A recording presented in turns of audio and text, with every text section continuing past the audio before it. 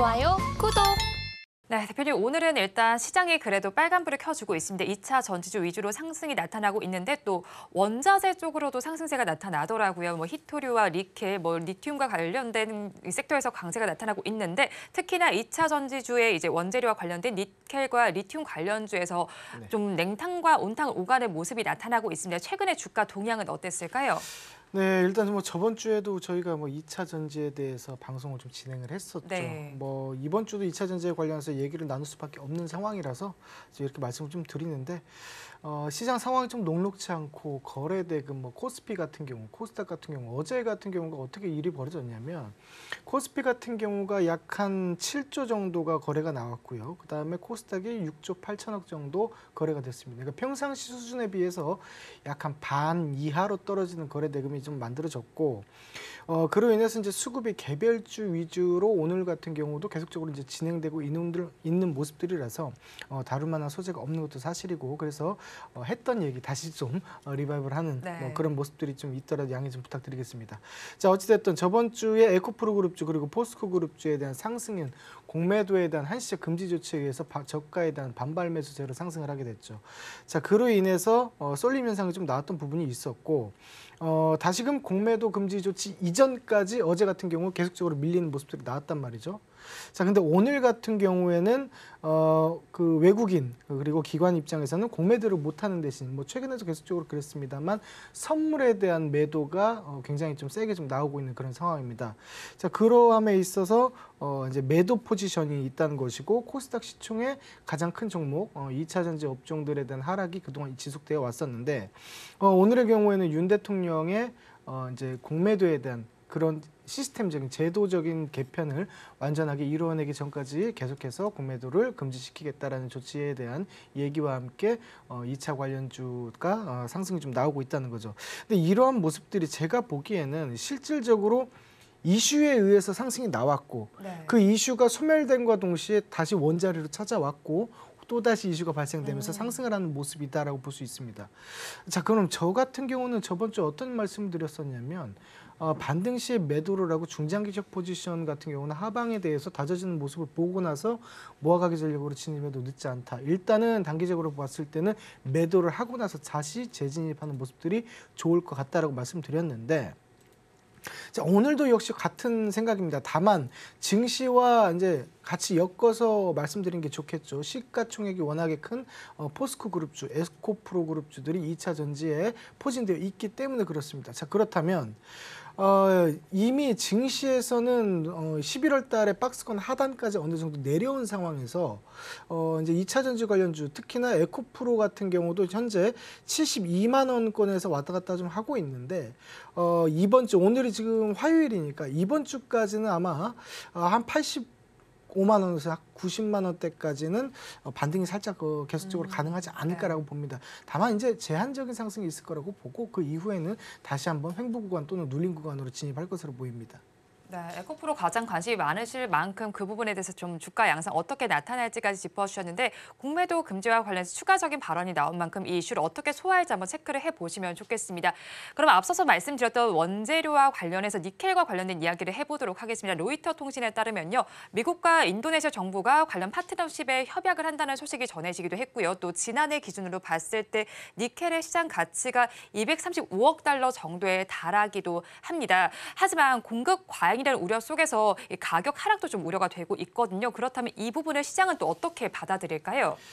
네, 일단은 그 인도네시아 측에서는 그 9월부터 인플레이션 감축법 IRA를 9월서부터 소급 적용해서 좀 해달라라는 얘기가 좀 있었고 미국 측은 이제 니켈에 대해서 생산하는 그런 나라, 칠레도 있을 수 있겠고 인도네시아가 가장 큰 나라이기도 한데 인도네시아 측에 환경에 대한 악영향을 최소화시키면서 생산할 수 있는 구조를 좀 만들어 달라라고 좀 요청을 한 바가 있습니다. 그런데 이제 인도네시아 측에서는 리튬을 체결하기 위해서 무분별한 이제 그 산림 체벌이라든지 그 수질 오염 때문에 좀 문제가 좀 화두가 좀 됐었던 적이 있고 특히나 중요한 것은 중국을 거쳐서 중국에서 이제 제조를 하기 때문에 이러한 부분들이 미국과 중국의 아직 교착 관계에 있어서 조금 이제 트러블적인 양상을 좀 만들고 있다라고 봅니다. 자, 그렇기 때문에 미국의 입장에서는 IRA에 대한 적용을 바로 소급해서 적용을 시키기가 힘들다는 입장이 있기 때문에 이러한 부분들에 있어서 지속적으로 국가적인 갈등 그리고 2차 전지 수요와 공급 측면에서 약간 엇박자가 나가고 있다고 종합적인 평가를 좀 내릴 수 있겠는데, 자, 중요한 것은 이제 중국에서 2차 전지를 가장 많이 생산을 하고 제조를 해서 납품을 하게 됩니다.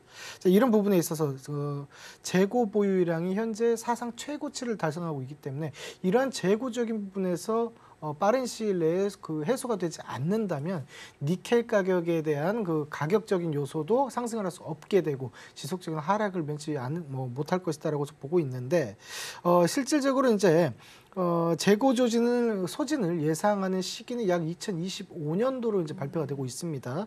자, 니켈의 공급이 그다지 중요성이 현재는 부각받지 못하고 2025년도 이후에부터 다시 한번 이제 수요와 공급 측면에서 제조를 해야 되기 때문에 상승세가 나올 수 있다라고 이제 보는 측면들이 많은데, 저번 시간에도 제가 우연히도 2차 전지 주제를 좀 다뤘을 때 개인적인 판단에서 2025년을 좀 언급드린 바가 있는데, 저는 이제 어떠한 부분에서 말씀드린 거냐면 니켈 가격이라든지 여러 가지 2차 전지에 대해서 수요와 공급에 대한 동향을 드렸다기보다도 일단 2차 전지 종합적으로 이제 ETF라든지 여러 가지 분석을 좀 해봤을 때 파동의 관계에서도 해석을 해봤을 때 올해 남은 기간 그리고 2024년도까지는 과거만큼 그렇게 퍼포먼스를 보여주는 상승은 없을 것 같다는 전제하에서 말씀드렸던 부분입니다.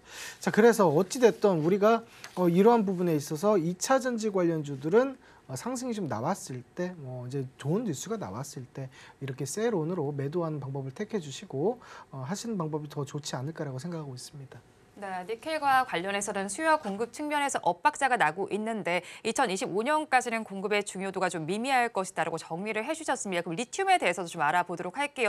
빠르게 좀 급락했던 가격이 2025년 앞서서 짚어주셨던 연도인데 이때를 기점으로 수요가 빠르게 늘어나면서 분위기가 반전될 것이라는 전망이 나오고 있습니다. 그렇다면 지금부터 좀 천천히 모아가는 전략이 유효할지 궁금하거든요. 어떤 종목 위주로 보면 좋을까요? 일단은 투자자들의 포지셔닝이 모두 다 다릅니다.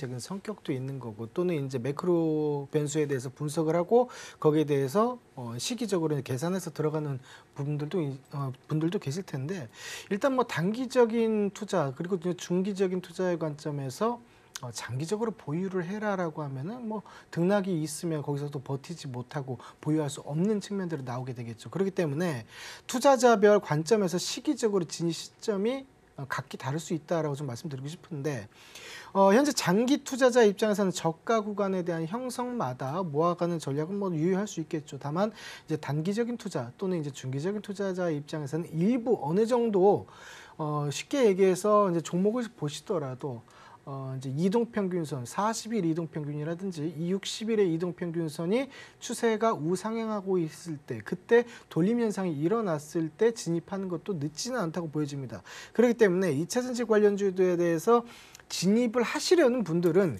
장기 투자자 입장에서는 모아가기 전략 유효하다라고 말씀드릴 수 있겠고, 단기, 중기적인 투자자들 입장에서는 추세에 대한 모습을 확인한 후에 진입하자라고 결론을 지을 수 있겠고요.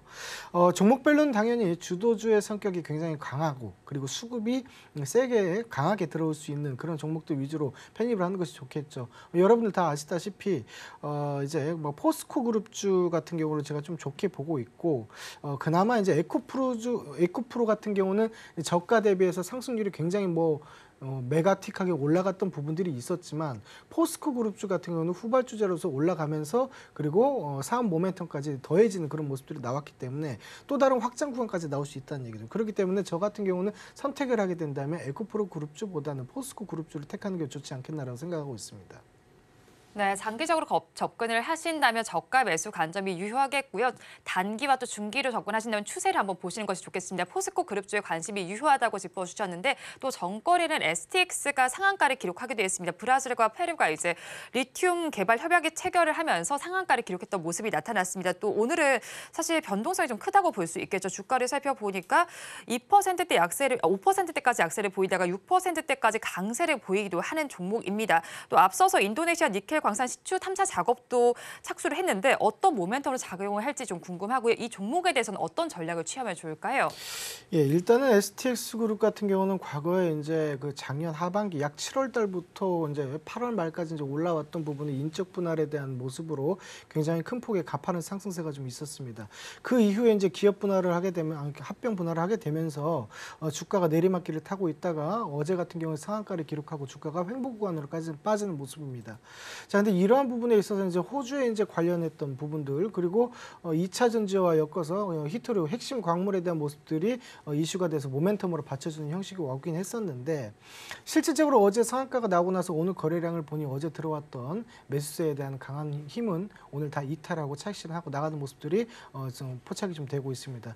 그렇기 때문에 현재 구간에 있어서 과거에 대한 뉴스도 이미 실질적으로 어제 나오기보다는 그 이전에 이미 나왔던 얘기입니다. 사실상 같은 이슈의 모멘텀 거리를 올려 먹었고 그리고 그거에 대해서 차익 실현이 이미 나오고 있기 때문에 추가적으로 여기에 대해서 상승이 본다면 저는 일단은 박스권에 대한 횡보 구간으로 빠졌다가 다시 한번 상승하는 모습들을 나올 수는 있겠다, 가능할 수 있겠다라고는 보입니다. 다만 이제 지금 이제 많이 올라와 있기 때문에 우리가 박스권에 대한 저점은 약 한 11,000원 선으로 보이고요. 11,000원 터치 이후에 저가 매수세 유입이 되고 다시 한번 박스권의 상단까지 올릴 때는 15,000원까지도 최상단 구간 가능할 수 있겠다라고 볼 수 있겠습니다. 네, STX에 대해서는 가격 전략까지 짚어주셨습니다. 또 현재 시간으로 내일은 미중 정상회담이 예정이 되어 있습니다. 이 안에서 또 종목이 좀 튀는 종목이 있더라고요. 현대 BNG 스틸인데 지금도 25%대 강세를 보이고 있습니다.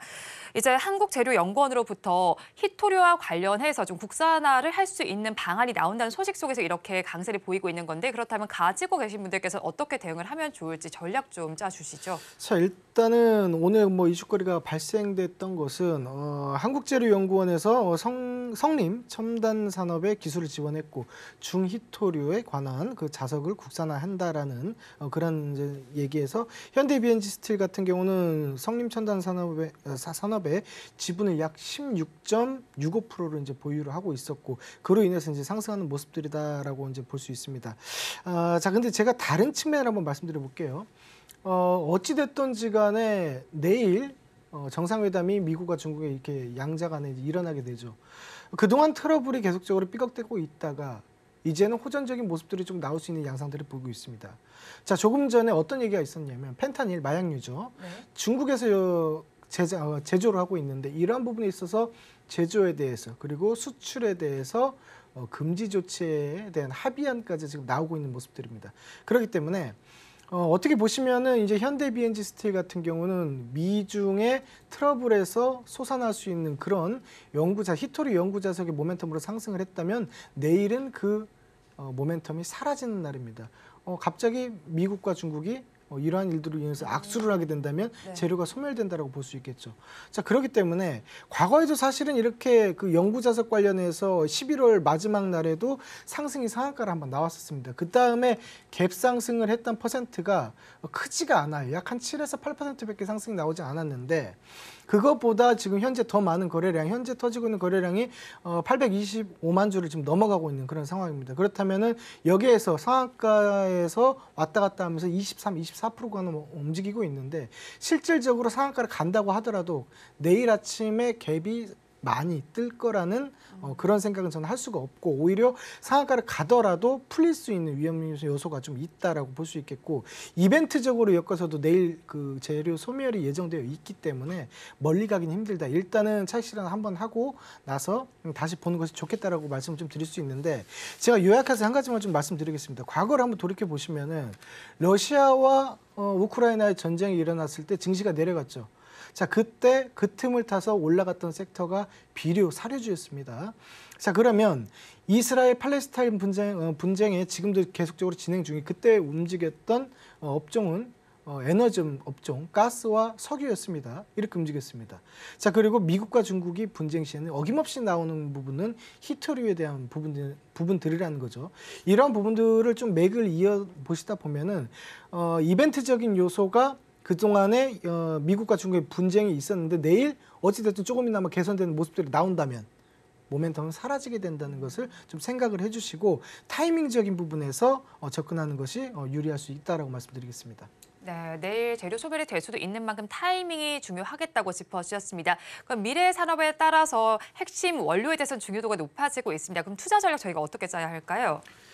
예, 일단 저희가 그 투자 전략을 핵심 요소로 봤을 때는 실질적으로 우리가 미래 산업에서는 이제 가장 필요한 게 이제 인공지능이라고 표현할 수 있겠죠. 인공지능과 에너지, 특히나 전기 에너지라고 볼 수 있습니다.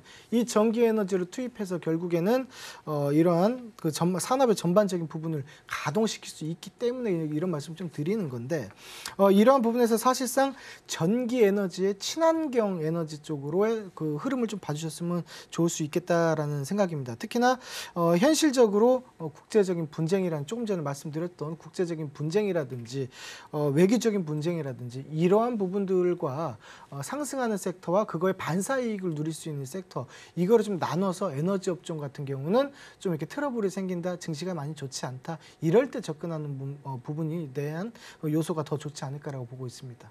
네, 트러블이 있을 때 집중해 보자고 짚어주셨습니다. 오늘 원재료와 관련된 이슈를 여러 가지로 다뤄봤는데 탑픽 종목 이 안에서 가지고 오셨을까요? 저는 오늘 탑픽 종목을 사실 그 AP 위성을 좀 픽을 하게 됐습니다. AP 위성 같은 경우가 실질적으로 보시면은 잠깐만요. AP 위성을 보시게 되면